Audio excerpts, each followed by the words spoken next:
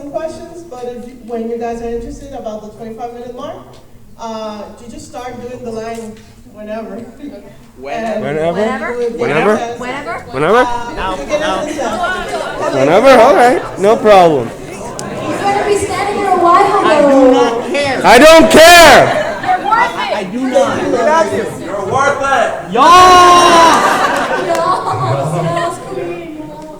As you can see, we Puerto Ricans don't hide everything. Oh my gosh, my nerd domain. Oh, is this our makeup scene? Yeah. Oh, shoot. I'm patching you up. Yeah. Oh, damn. You have an accent there. I know I did. I was Chinese in this game. So how did you two start in this business? Well, I started fresh out of high school. I was doing a play in the local Dallas theater community, and one of the people that was in the show with me also did voices for Dragon Ball Z. And so he asked if I was interested in auditioning for anything because he knew that there were some characters coming up. And I was like, yes, please. So he had me call Chris Sabat, and who's the voice of Vegeta. Yes! And so I went in and I auditioned, and I originally actually got cast as Dende, a voice match for Dende, and I went in and I recorded, and I was so nervous, and then about 3 weeks went by and I didn't hear anything, and I was like, I think I was supposed to go back in and record some more. And then Chris Sabat calls me, he's like, hey, Laura. This is actually my job, but I feel like I need to tell you that the woman who originally played Dende came back in town, and so we replaced all your stuff.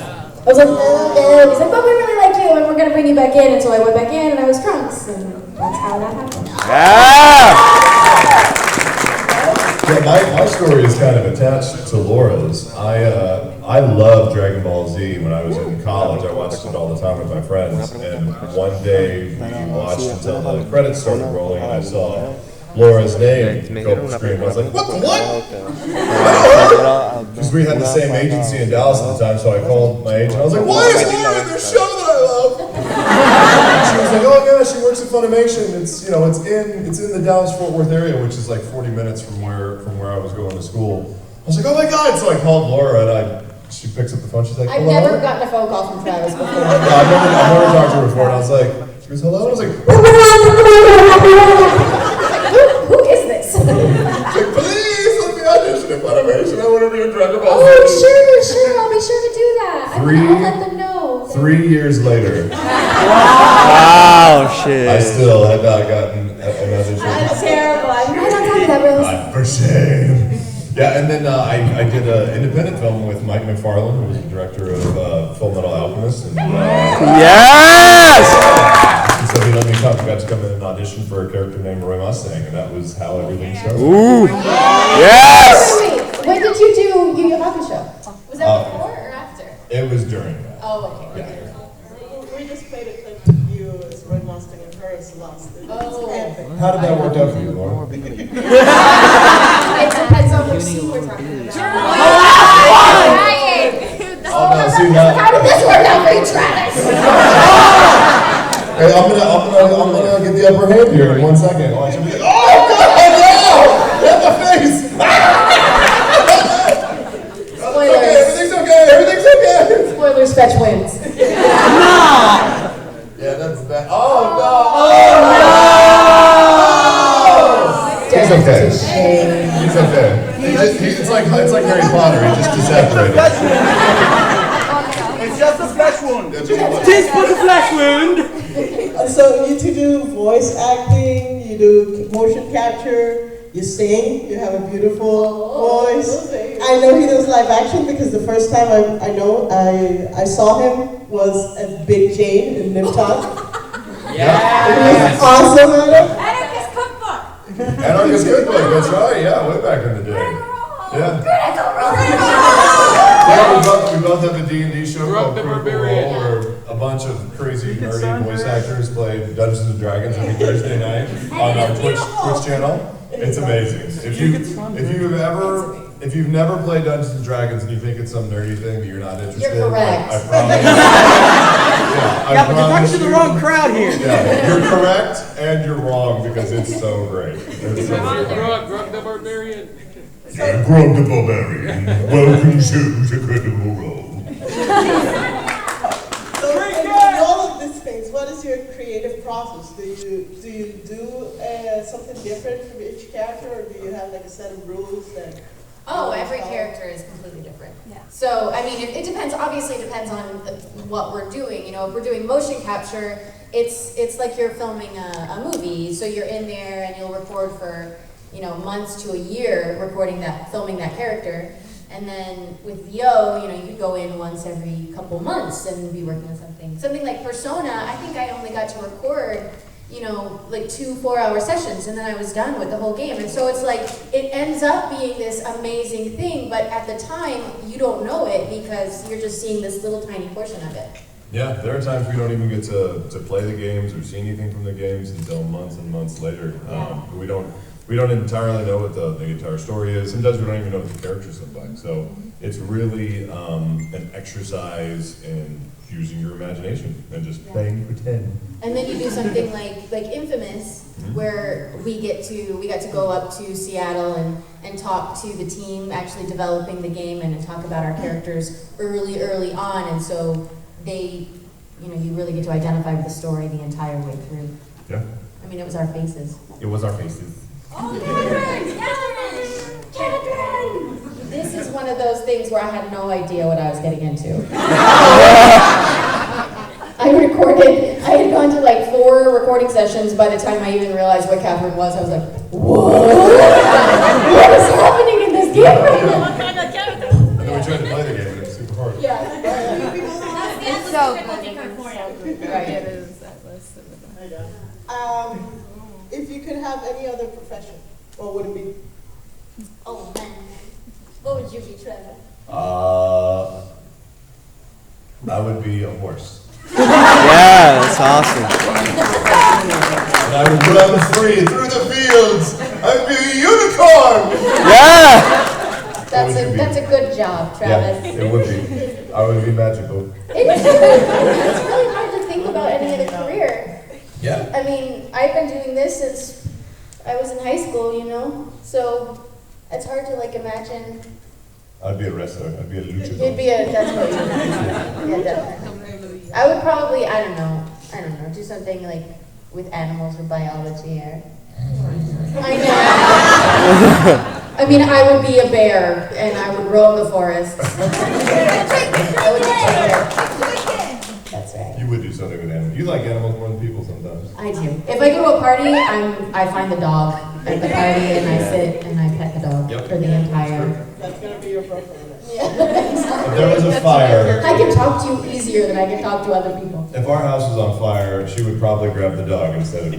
Because you have a brain and can get out of the house. Oh. Yeah. I mean, Charlie has a brain too. But he doesn't know. He wouldn't know, and he's so close to the ground, he wouldn't be able to see where to go. I just love him so much. What breed is he? He's a miniature dachshund. I know, but he's a long-haired dachshund. So he's like super fluffy cute. He's like a Swiffer. He just picks up everything on the floor. His tail is so long and fuzzy, and it's just like so. If you take him on a walk, it's like a big bunch of leaves All curling his behind him. tail. He's a Roomba. He's so cute. A fluffy Roomba. So out of all the work you've done, what's your favorite role so far and why? Oh, that's hard. That's impossible. That's like trying to pick between your kids, Gina. man. It's tough. Everybody knows there's a favorite. You all at the same time say what your favorite character is. 1, Gina. 2, 3, go. Mustang. I heard so many Mustangs. Yeah. Game call. Cloud of Darkness. Oh, I like it. Am I the only lonely kid, Trunks? Ooh, shit. So is there a character played by another actor that you wish you would have played it? I mean, that's hard. I mean, obviously, there's projects that I love so much that it would have been amazing to be a part of. You know, like Mass Effect. Come Commander Shepard is amazing, but I feel like I learned so much about voice acting from playing that game, like learning from Jennifer Hale and hearing what she did with the role, and I can't imagine anybody but her being Commander Shepard. She's just so good. So while yes, I would have loved to play that part, in no way would I want to play that game without Jen as voice, you know? She's fucking phenomenal. I wish I could have We're been. gonna start StarCon this year. Yeah. Oh yeah. Yeah, man. Tell her I said hi. I would have liked to have been Sailor Moon. Yes! Or maybe Bubbles from the Powerpuff I'm Girls. glad you your best bubble impression. You could have totally done it. Nailed it. Nailed it. So if you could create your dream role, what would it be? Oh man. Again, I just want a video game like that takes place during the Regency, so I could play something out of like Pride and Prejudice, but like in a video game. And I want to film it in mocap, then like in the mocap suit, like I have to wear one of the dresses. I just want to do a Kamehameha and but not Dragon Ball Z or something else. Just once. Actually, if we could do like a Critical Role, like video game or a Critical Role animated project, that would be pretty That freaking would cool be pretty too. sweet. That would be pretty awesome. Yeah, that would be awesome. Yes. So, hardcore fans know that you guys have been married since 2011.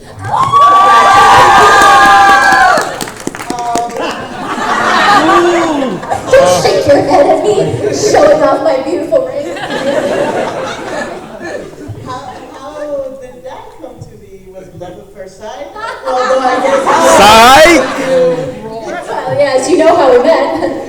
Who is this? We made it! Put me in Dragon Ball Z! in the voice booth. No, we were. We knew each other for a long time. Yeah. We've been friends since we were 18. Yeah. So. Yeah, we worked together for a long time. We knew each other when she was in Texas and I was in California. She moved out to California, and then it was Sparks, baby. Sparks! Yeah, we started dating right after I moved out to California. If you could choose between emotional scenes or action scenes, which ones do you prefer to do? It depends on the project. I mean, sometimes there are projects that have very emotional scenes, but sometimes it feels a little strange in that project, and others you're like, oh, this is really good. This is some really meaty stuff I can sink my teeth into. And other times you just want to fight. You just want it to be cool and have the scene be really exciting. So it just kind of depends on what the show is. I usually, like if it's just a video game, I prefer to do something with more story in a video game as opposed to just like straight up fighting game, just for the recording process, because usually in a fighting game you don't really get to do very much other than go in and just like scream, which can be kind of painful, to scream for just 4 hours straight. But those are, crazy fun to play, so. Yeah. Although Nadine does post.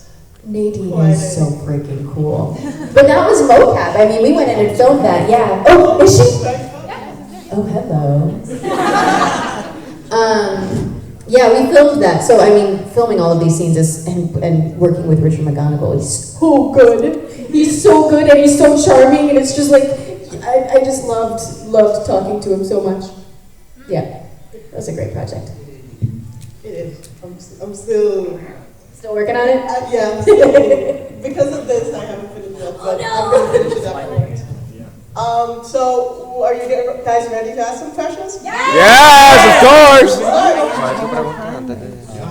A ella, como se sintió trabajar con Sean Schemmel y con Christopher Saipa, el cual otro character sería Oh my god, I feel like... perfect. I think the mic.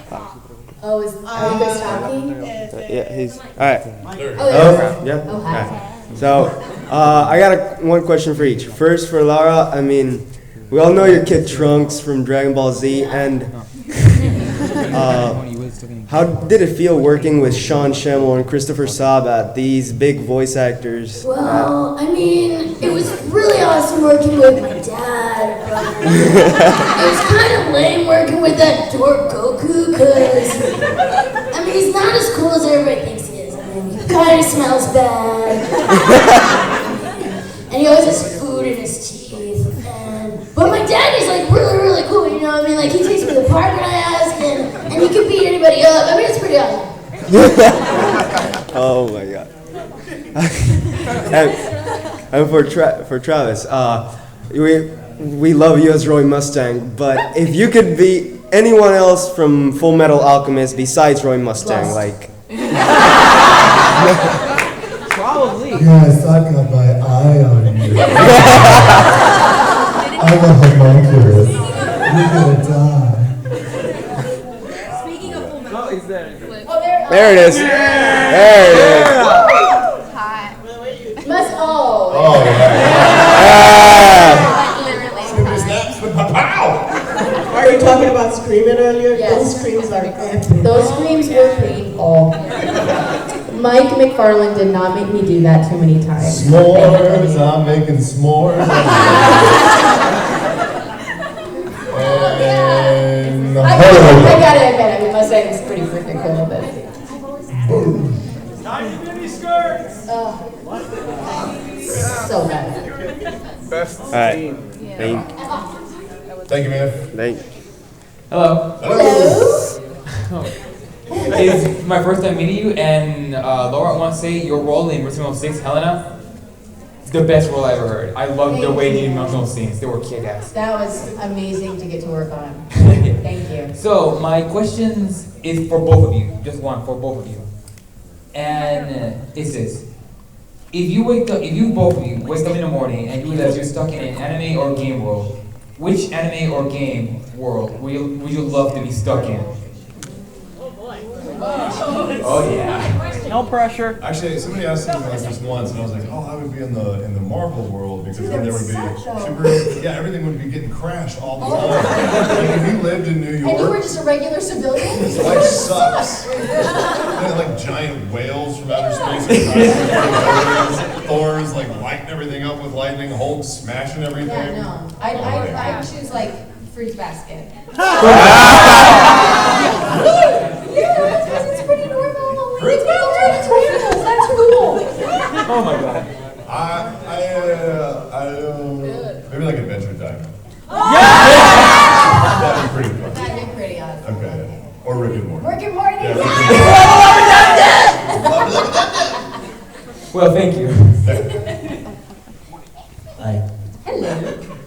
So, longtime fan, very much not into the community because I never realized that, Travis, you are literally my childhood. You're welcome. Travis is my teenage years. And Laura, too. Yeah. I'm your whole life. Well, feel old.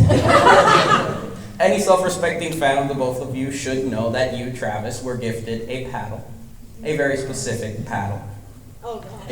If anybody is unfamiliar with the term, look it up. And I want to ask you, is Laura a good miniskirt or a bad miniskirt? Oh my god, did you just ask that? We're like, oh my god. It's really graphic, okay? So there is like the harem of miniskirts, and then there is my wife. And there is no paddle for my wife. No. Don't. He did. Welcome to Puerto Rico. Thank you. Yeah. From all your roles, which one was the hardest to play? The hardest project? You go first. Well, there are roles that are very vocally stressful. There are a lot of voices. So some voices are easy for us to do for long hours, hour. Because it's usually within our normal vocal range. But even trunks for Laura can be super hard because you have to drop your voice down and do this, and it's really gravelly. If there's a part that has to go from here and then like drops down deeper, and then all of a sudden like you have to do like a horrible accent on it, and then maybe he's got like really big teeth, so all of a sudden like, it's all messy like this, right? It's kind of hard. So really vocally stressful voices are pretty tough to do for long amounts of time. So those can be tough. Yeah, like like Omochao in Sonic. Yeah, which is just so well loved by everyone, I know. Nobody likes the Omochao. Yeah, I know, right? Actually, I ended up liking her because you were voicing her. Oh, thanks. I think he's a boy, though. Well. But yeah, no, it was super duper painful, and I remember auditioning for it, and I like almost sprained my vocal cord just doing the audition for it, because it was super duper high, like this all the time, and I think my face turns bright red as I'm doing it. And I was like, dear God, don't let me get this role. And then I booked it, and it was like 4 hours at a time doing that voice, and my director actually had to like reteach me, and this is after I'd been voice acting for 12 years, teach me how to stand in the booth in order to get that kind of a voice to happen and maintain it for that long, because I'd gotten so used to my own postures and my own way of doing things, and like with something like that, you really have to be technical with it in order to stay. Yeah. Thank you. Has there been any role that's emotionally draining?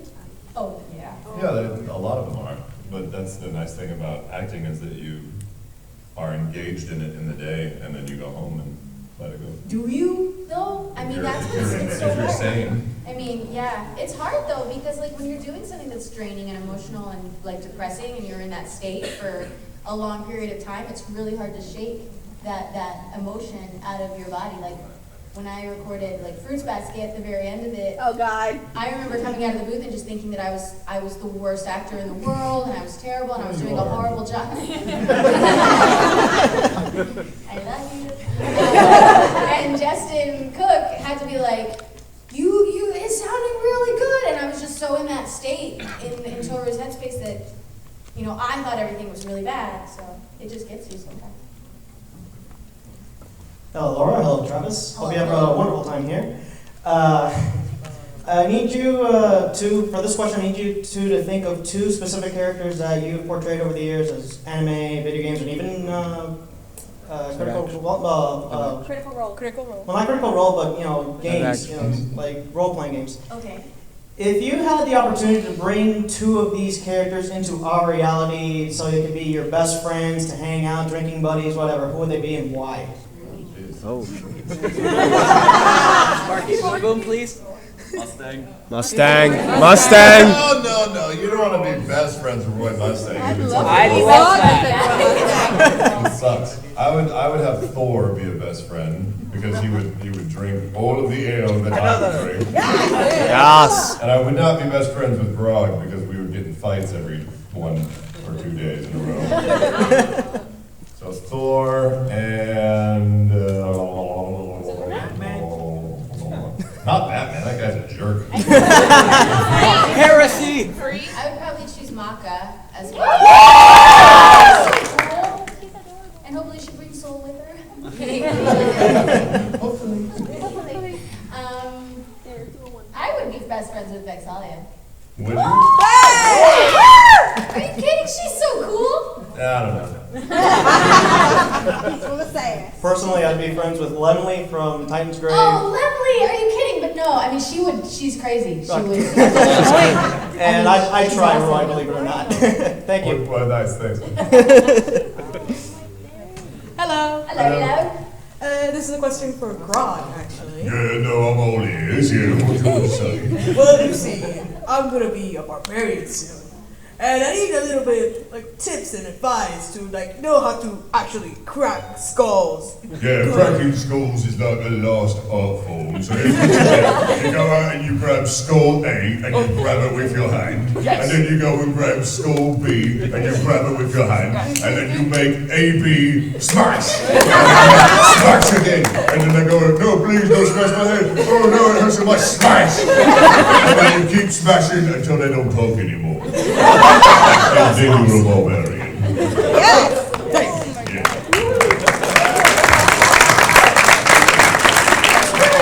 Technical head smashing. Yeah, it's a lost art form, really. There's a lot of technique in that. Yeah, I learned it from myself. Hello. Hello. Okay, I have a question for one for Laura and then one for Travis. Okay. Laura. Yes. As a huge RPG fan, I will have to mention one of your most underappreciated roles I have ever seen. Kaine from the game Nier. Holy shit! I love the way you were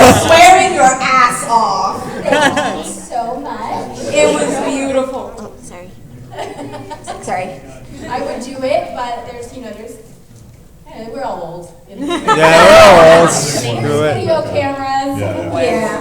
Hi. I do see one child.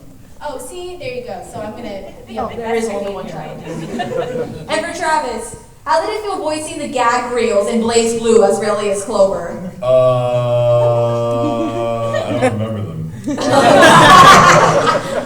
But I think it was funny at the time, but I actually can't remember. That's one of those games where we pop in for like an hour or two and then we leave and we don't ever know. We don't ever get to see it anymore. Okay, thank you. Thank you. Hi. Hi. Hello. Well, I ask this question at every single VA panel, and I always get really great answers, so I'm really excited to hear yours. What is the weirdest thing you've ever said in booth? I know there's a list, but like, what is the weirdest thing? So in an anime called Glass Fleet, I play this character named Cleo, and you play, what was your character? Michelle. Yeah, Misha. And Cleo's call, like his slogan, is he would take out his harmonica, flip it through the air, and catch it, and say, "Feel my wind." Oh! I was like, you can see it on the page. It was like, "Feel my wind." What does that mean? Is he farting? Like, what is it? Doesn't make any sense. And then, sure enough, at the end of the series, Laura's character comes up and says, I feel it. I can feel your wind. And she's standing like right behind him. Awkward. Yeah. There was amazing outtakes on that project. I wish we could have released just the whole DVD, the whole series redubbed with just our outtakes. Mine definitely came from something in Shin-Chan. Oh my God. Pretty much almost everything Shin says, but I do remember saying, cover your ears, little one. Earmuffs. Last lunch in the basement, there's a dead hooker. they were playing CSI, I think is like you said. like you said. Thank you so much. Hi. Hi. I've been wanting to ask this forever. Fullmetal is my favorite anime from all time. And shows like that, where you literally set your wife on fire repeatedly, spoilers, and in like Infamous, where you disintegrated your husband. How awkward is that? And do you like keep competition? You know, I killed you in this game, or I killed you in this series. Is that awkward? Is that fun? How is that? What's the kill count? What's the kill count? What's the kill count? We have not kept count, but now I really want to add it up. I feel like I've won. What? We've got to go through. We've got to go through and figure this out. That's your homework. I know, it's homework. I think it's, yeah, right, somebody needs to do the math on it. I think it's fun. Yeah. It's so much fun. We're like, I get to kill you. And it's so weird because why don't we ever get cast on like the same team? We're always on opposite sides. No, we get on Avengers, we're on the same team. All right. Yeah, there are times we're on the same team. It's always fun though. It was weird doing Fullmetal Alchemist because she went in and recorded all of her death screams first, and you know, like I'm married to her, but I've never heard my wife scream like she's being burned to death. So when I came in and heard her like, oh, I'm like, oh my god. I feel that. He says as the scene plays. Yeah, and then you do it a couple of times and you're like, this is amazing. Thank you so much. Thank you. Hey. Mother of Dragons. My Khaleesi. Yes. Okay, I wanted to ask you guys if when you search for roles, do you usually do them together? Like, when you look for a job, do you go together? Oh, that's a good question. No, usually. So it's like a coincidence when you get together? Yeah, it's a total coincidence. Like, we auditioned separately. I don't think we might have auditioned together once or twice. Yeah. But it's super rare. Yeah, we usually audition on different days. Yeah. But like for the same job? Well, not the same job, but the same show or video game. Yeah, because that show will come out and they'll put out, auditions for all of the characters, and we just you can turn it down. Just pull it down. There you go. Yay! Yeah, we just audition separately. If we get to be in the same show, we're like, yay, double prizes. Yeah. Like sometimes, like we went in. they didn't even know we were like married. They didn't even know we knew each other when we did Infamous. In fact, like one person at the company knew that we were married, and they didn't tell anyone because they didn't want it to affect anything. To go like, oh well, this is Reggie's actual wife coming in to play Delson's girlfriend. Weird. Yeah. We showed up on the mocap stage in the morning, and I went over and got a cup of coffee and gave her a kiss. And the morning, the guy was like, "Oh shit, you guys are close." Wow, you Californians are so lovey-dovey. That was right on your mouth. I was like, "Yeah, man, watch this." I like reach over and pinch her, and she's like, "Stop it!" She's like, "Dude, you can't do that." Like, I bet you I can.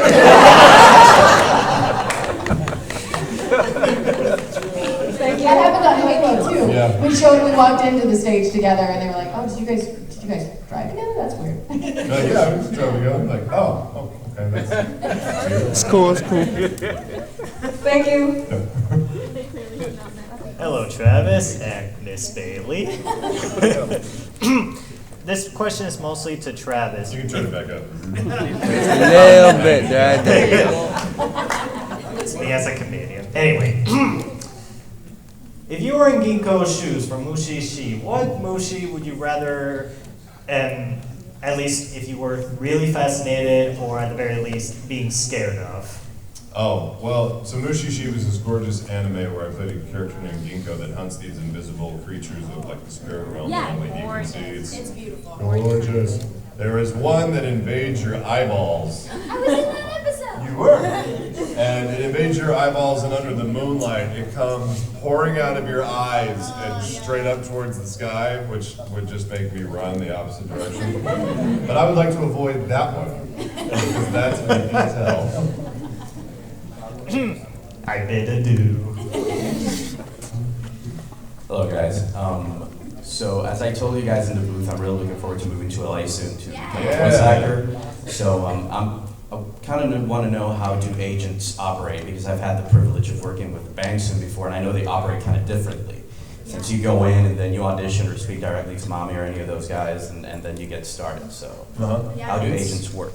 I mean, it depends. Bang Zoom does a lot of different projects. They do non-union work and union projects at the same time. They usually really like a good demo. They like just to hear your range, what different kind of accents you can do, how much flexibility you have. And that's pretty much it, And they do all the rest, right? What's that? They do the rest? Yeah. Send over the demo, they take over it. Agents are, you have to send out your demos and hope that they contact you, because a lot of times it's hard to get an agent starting out as an actor, because they have limited slots in their agencies and everything. So it's good to find like a smaller agency that is good at building up talent when you're new. And so just do some research on boutique agencies or something like that. And also, since you have worked at Bang Zoom, maybe talk to some of the other actors or even Mommy or something at Bang Zoom and say, what agencies do you work with the most? After I've worked with you a couple times, would it be okay if maybe you recommended me to that agent? Because that's the best way to get in and actually get signed, is to have somebody that is a client, somebody that hires people, to say, I would hire this person, I would like for you to meet with them. And then they'll know that you will get hired, and they'll be able to submit you on auditions and everything. Yes, I got it. Thank you guys so much, right? You're welcome. Hi guys. So I have a question for both of you. We were talking about Catherine, and that's one of my favorite games ever. So I wanted to know, what was the process for Catherine, and have you played the game? Did you like it afterwards? What do you think? It's a hard game. I played a little bit of it, and I sucked. But no, the recording process for it was, sadly, it was one at a time. Yeah, we didn't record together. They did a pretty good job of telling us what the basic story was, but we most of the time didn't get to hear what the other characters sounded like, and they didn't really make us hear what the gameplay was like. No. The puzzle part of the gameplay was super hard. We give it a try. We try and play some of the games. If it's really, really difficult, though, we will probably not play it. Depending on how much we like it, yeah. Because we have a very finite amount of free time, and there are games that require like 40 hours of gameplay. And be like, we gotta go play Dragon Age. Yeah, like Dragon Age, like RPGs, like I'm in. But yeah, that was one of the games. Like I had no idea what I was until like we recorded a bunch, and Valerie Aram, who was the voice director on that, she's like, I don't want to tell you everything's gonna happen. So we're just gonna record things, like you thinking that you're one thing, and then towards the end she was like, just kidding. Now what happened? She wanted to make it a surprise. Yeah. So, thank you. Thank you. Hi. So, I'm still kind of shocked about the rules you guys have made from... I knew Laura being Lucina from Fire Emblem. But I didn't know about Travis being both King Garen and surprisingly, Knuckles. Kind of want to make... Okay.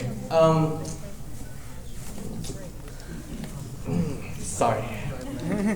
It's the nerves, it's the nerves. No, so, I was wondering, It's okay, it's okay. Sorry, I'm It's okay. just... You can do it, you can do it. It was kind of an Just open... do it! I kind of want to ask to both of you, but since one question per person is kind of like... Okay, so... It's okay, it's okay. Okay, so... Laura, yes. Were you expecting Lucina to be this big? And Travis, how does it feel with working... probably for both of you, how does it feel having worked on Fire Emblem? Oh, nice. It's amazing having worked on Fire Emblem. I'm so happy to have been a part of that game. I had no idea Lucina was going to be as popular as she is, and that makes me so happy. That game, I didn't know the name of it when we were recording it, because a lot of times everything's a secret. So you'll go in and they won't tell you what the actual title is. And so somebody came up, and through the whole script, my name was Marth. Like, it never changed to Lucina. So somebody came up and wanted me to sign something for Fire Emblem, and they were like, "You're Lucina." I was like, "No, I don't know what you're talking about. I don't know what that game is." And finally, I see a picture. I went, "Oh, Marth." And they're like, "Well, yeah, but Lucina." I'm like, I had to like go back and look at all this stuff. I'm like, "Oh my God, I'm an idiot. I have no idea." Yeah, we didn't have a lot of sessions on that game either, so it was only until we started coming to a few conventions and we learned how much people loved the game and how popular it was that we really, started to appreciate how great of a story it was. So, yeah, it was really great. That game got me a discount on our dining table. It really did. I walked into the furniture store and the guy wasn't really helping me, and I was like, "I like this table," and he's like, "Okay." And I'm like, and he was on his his console, and he's like playing Fire Emblem. I'm like, "Oh, hey, that's me." And he's like, "What? What do you want? What do you want?" Thank you for your question. Thank you. Hello. Hello. I want to ask both of you.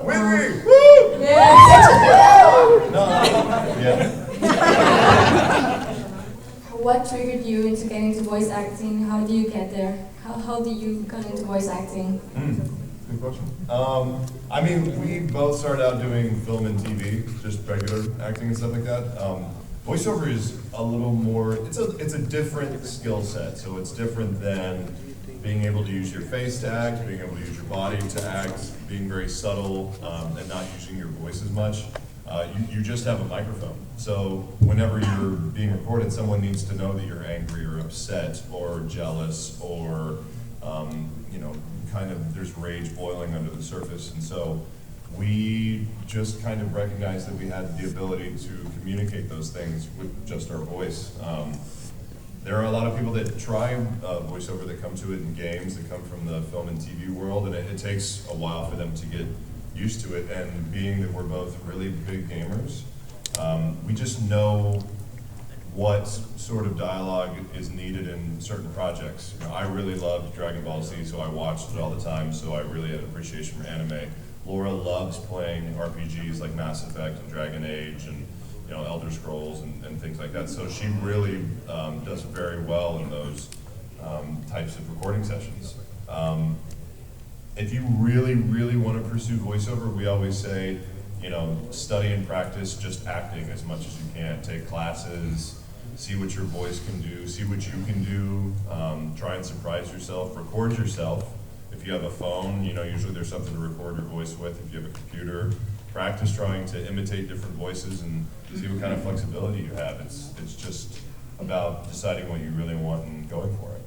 It's good to read books out loud as well, because a lot of times, especially in voiceover, you don't get the script ahead of time. In animation, a lot of times you do, but in video games, you don't get the script. So you're reading on the fly, you're cold reading almost everything. So to be able to read a book out loud and not like screw up too much is a really good sign that you'll be able to do that sort of thing in the booth as well. And also, I always think it's smart to take voice lessons, even if you don't want to be a singer.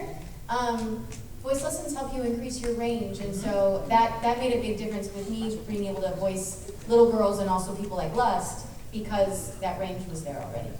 Yeah. Well, thank you. You're welcome. Hello again. Hello. My question is, without spoiling anything, Oh gosh. how are you feeling knowing there is no Critical Role next week after what happened in the last episode? Holy shit. Oh my God! Spoilers, thank you. We're always nervous. We're always nervous. I feel fine. I'm not worried. I mean, Matt versus your dungeon master. yeah, I don't know. I'm feeling okay.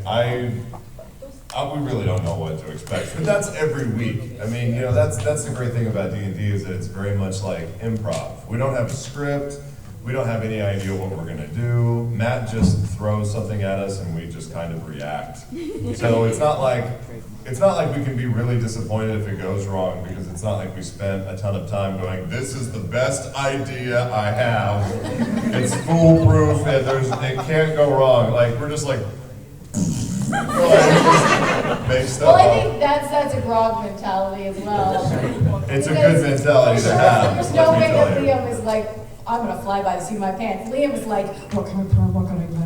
Which is pointless. It's pointless. There's no point. He planned what he was gonna do last week, and that turned out Yeah, well. it went to shit real quick. There's really no point in It's all playing. about the dice roll. Yeah, I mean, especially when your fate is decided by a 20-sided dice. This is a great idea. 1. Who cares? You killed yourself. Thank you. You're welcome. Thank you. Hi. Well, my question is for start. Nintendo has this series called Zelda. And his name is Link. Well, if he has more dialogue, what would you think his voice will sound like? What would his voice sound like? Yeah, beyond the if he has real dialogue. Actually, it sounds like how beyond his grunt. You sound like this, man. No, that sounds like My name is Link. I'm trying to get after that Legend of Zelda.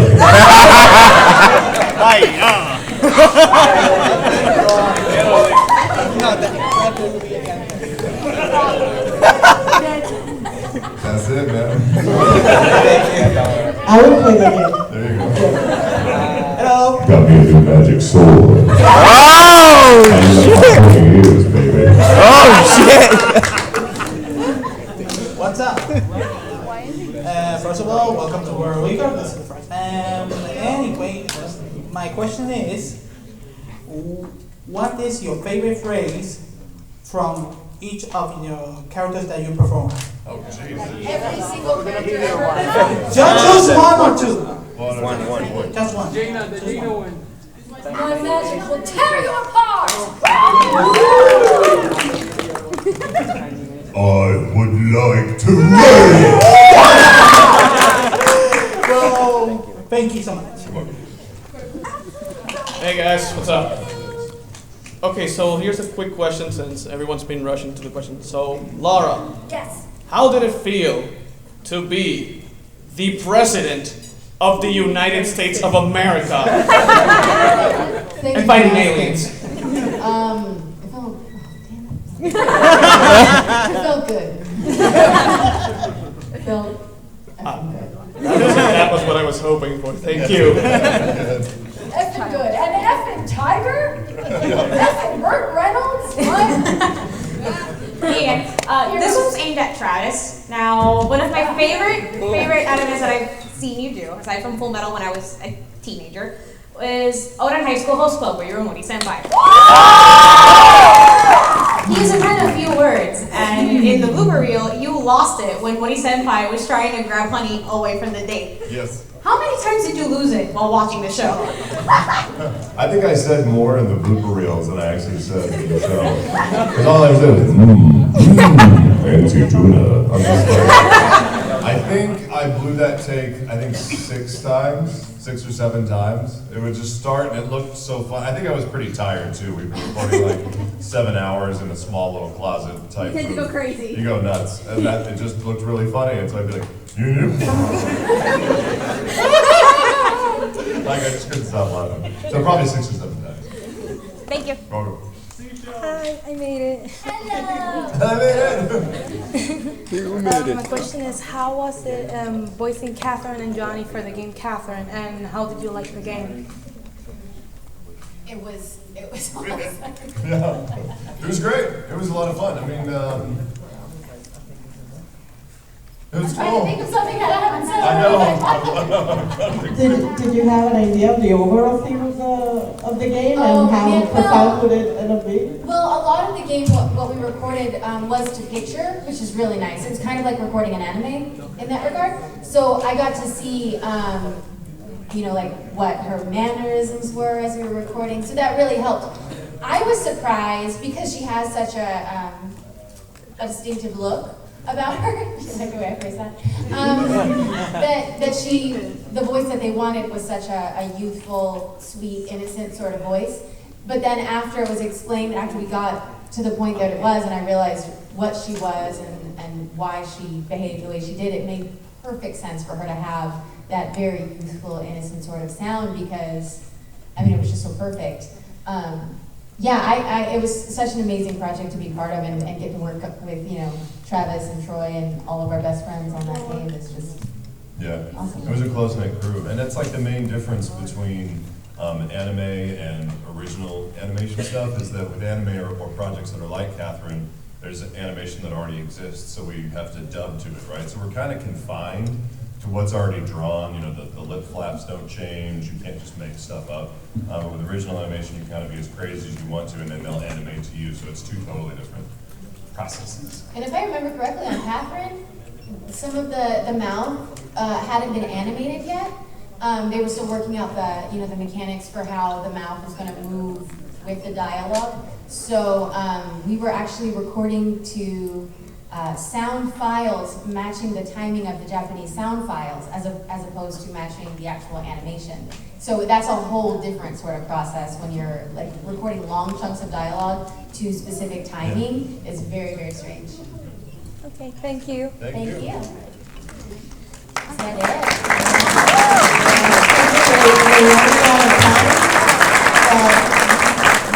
Are we grateful that Travis and Laura came to Puerto Rico to visit us?